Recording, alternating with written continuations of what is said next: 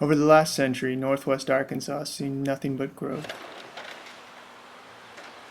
People move in, companies are built from the ground up, jobs are created, history is recorded. But sometimes things slip through the cracks. Sometimes pieces of history are left back in the past. And the past is precisely where we're going to pick up.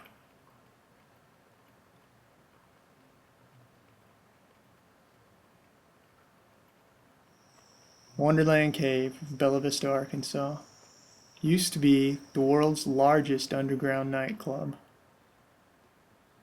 And at one time, a Saturday night would have more than 2,500 guests in a cave dancing to big band music. The cave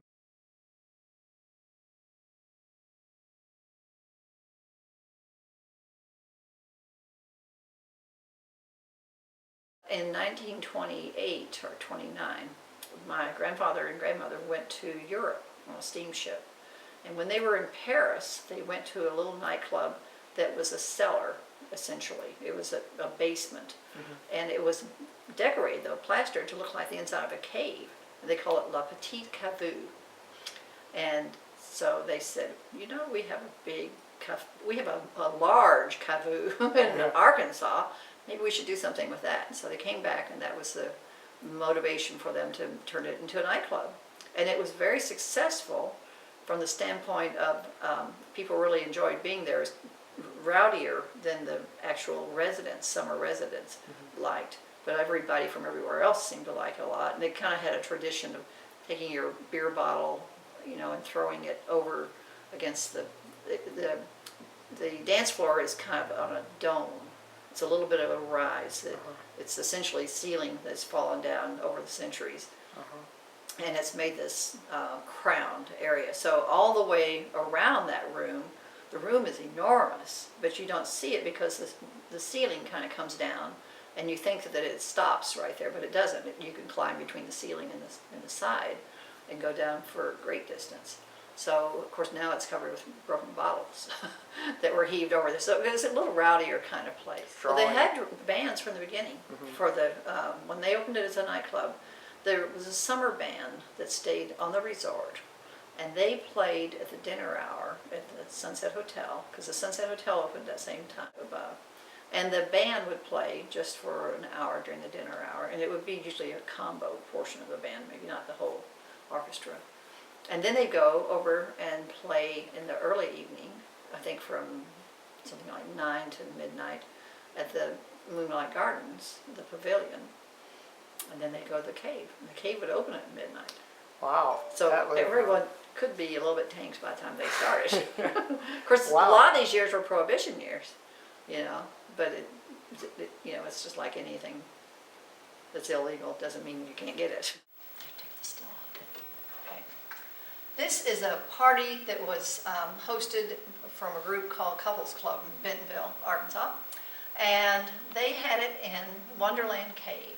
This was in the 50s, probably about 1954, and there was a lot of civil defense scare and whatnot.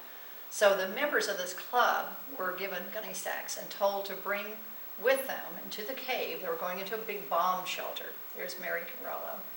And they were going to be staying there for a while, so bring the things that they considered essential and whatnot. They have now put Joe Applegate in jail, which is called the wine case. That's where they actually kept barrels of wine when they were manufacturing it.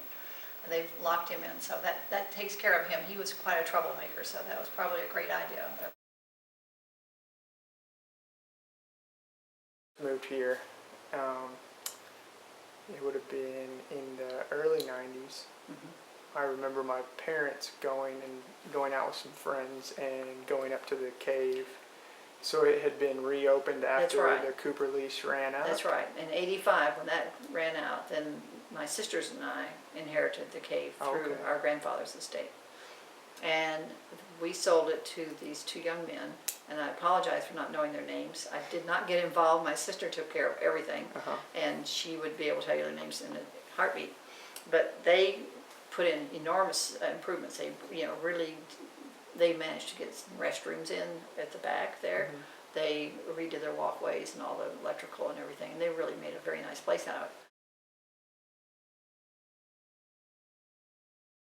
Here's Jim. He's going to be first.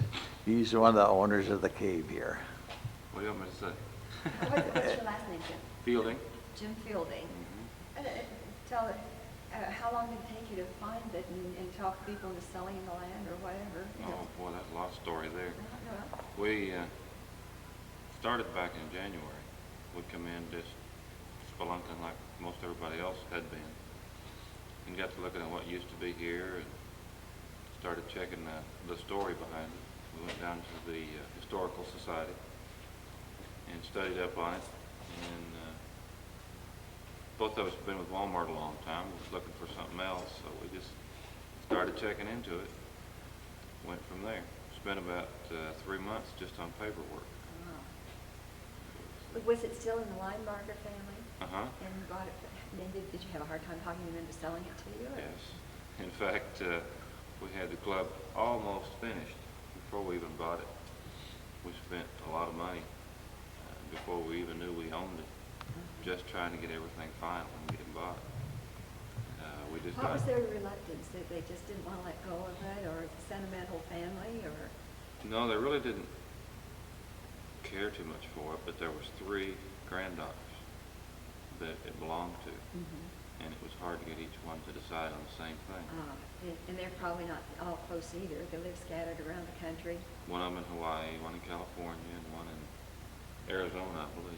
You know, that does make it easy. We got it all settled now. We're on the Bentonville Square. So I'm here with my mother, Cindy Murphy. No? Sorry. Yes, Exactly. Well, first say hello to everyone. Hello, everybody. And so when did you guys go to Wonderland Cave? I think it was about 10 years ago. What do you remember about the night, or about the cave specifically? The crowd. What was the night like? I remember there being quite a few people there, and I remember thinking, this is pretty cool. But it was a little bit tacky in a way, where it just needed to be a little bit cleaned up, and I would have felt much more comfortable about going back there. Yeah. So did they have like loud music going, or? Yes, they did have loud music going on. And I think you told me about a bikini contest that Yes. took place inside Wonderland Cave. Yes, there was a bikini contest, which made it even a little more tacky. A lot of nice things could have been put on in there, and that just really wasn't. I came back on a summer visit and went in the cave and was mortified because they had amplified music. And all the music before that had never been amplified. It was orchestra music, and the acoustics were such that the sound just came out beautifully onto the dance floor.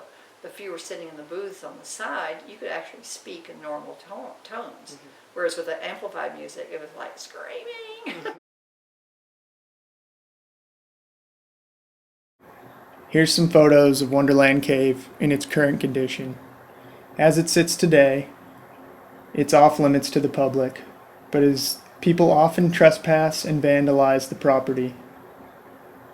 My hope for the future is that a place with such a rich history won't be forgotten and left alone behind boarded up doors for nobody to see.